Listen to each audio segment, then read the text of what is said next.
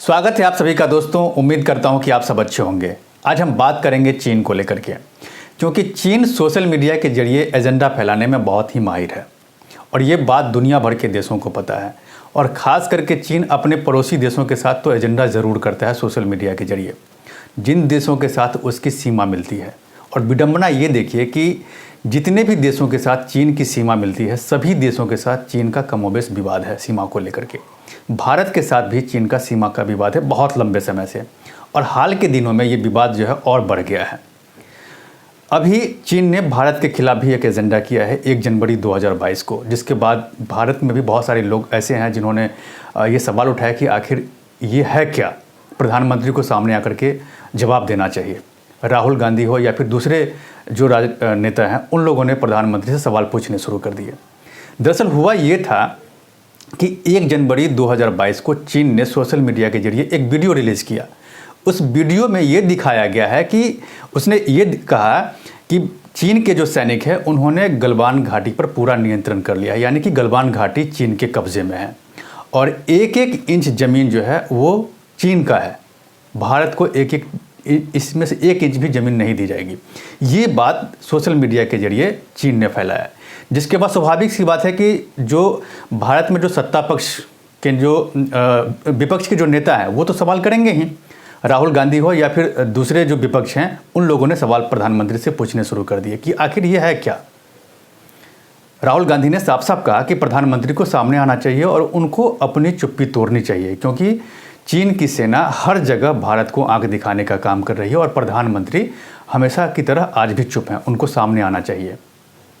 RJD के जो राज्यसभा सांसद हैं मनोज झा, उन्होंने साफ साफ कहा कि चीन लद्दाख से लेकर के अरुणाचल प्रदेश तक भारत को बार बार आंख दिखा रहा है, लेकिन प्रधानमंत्री चुप हैं, उनको सामने आना चाहिए, उनको जवाब देना चाहिए। चीन कभी भारत के इलाके को अपने नक्शे में शामिल करके दिखाता है या फिर चीन कभी भारत के इलाके में आकर के कब्जा करता है। तो इस तरह की खबरें आती रहती है, इसमें कितनी सच्चाई है ये बात प्रधानमंत्री को सामने आकर के बताना चाहिए। इस पूरे एपिसोड के बाद बाकी जितने भी लोग हैं, जितने भी राजनयिक स्तर के लोग हैं, उनको भी ये बात जानने के लिए उत्सुक हो गए कि आखिर बात क्या है।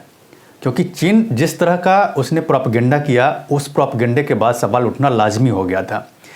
इसके बाद 4 तारीख को क्या हुआ है, 4 जनवरी को, कि भारत की सेना ने गलवान घाटी में भारत का झंडा फहराते हुए एक तस्वीर पोस्ट की और साफ साफ लिखा कि गलवान घाटी भारत के कब्जे में है।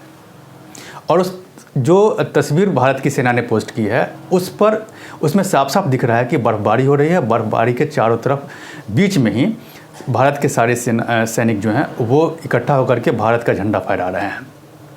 इस तस्वीर के बाद ये साफ हो गया कि जिस तरह की बर्फबारी अभी लद्दाख इलाके में चल रही है, उसको देख करके साफ साफ लग रहा है कि गलवान पर भारत का नियंत्रण है। और भारतीय सेना ने साफ साफ सोशल मीडिया पर लिखा कि गलवान घाटी पर भारत का नियंत्रण पहले की तरह ही है और सेना वहाँ पर मजबूत स्थिति में है, भारतीय सेना। इसीलिए किसी को इस बारे में नहीं सोचना चाहिए, चीन के प्रोपेगेंडे से बचना चाहिए। जबकि चीन के प्रोपेगेंडे को लेकर के जो राजनयिक हैं, उन लोगों ने साफ साफ कहा, या सेना की तरफ से ये भी कहा गया कि चीन ने जिस तरह का जो वीडियो बनाया है वो वीडियो गलवान घाटी का नहीं है, बल्कि उसके अपने इलाके का है। उसने अपने इलाके में इस तरह का एक वीडियो बना करके फिल्माया है और फिल्माने के बाद उसने सोशल मीडिया पर डाल करके प्रोपेगेंडा फैलाने की कोशिश की कि ये वीडियो जो है गलवान घाटी का है और गलवान घाटी पर चीन का कब्जा हो गया है। ये बात भारत की सेना ने स्पष्ट किया है और ये साफ साफ भी दिख रहा है कि जिस तरह जो वीडियो में रिलीज़ किया है चीन ने, उस वीडियो में बिल्कुल भी बर्फबारी के कहीं भी अंश नहीं दिख रहे हैं, बिल्कुल एकदम साफ दिख रहा है। जबकि जहां पर भारत के सैनिक ने जो तस्वीर शेयर की है, उस तस्वीर में साफ साफ दिख रहा है कि बर्फबारी हो रही है, चारों तरफ बर्फ़ बिखरे पड़े हैं और उस बर्फ़ के बीच में भारत की सेना भारत का झंडा फहराए हुए बैठी हुई है। तो ये चीज़ क्लियर उन्होंने कर दिया। तब सवाल ये उठता है कि आखिर विपक्षी पार्टियां चीन के एजेंडे में क्यों फंस जाती है। राहुल गांधी को भी बाद में आकर के ट्वीट करके कहना पड़ा। उन्होंने ट्वीट किया है बाकायदा, उन्होंने साफ साफ कहा है कि भारत की धरती पर भारत का झंडा फहराया जाना अच्छा लग रहा है।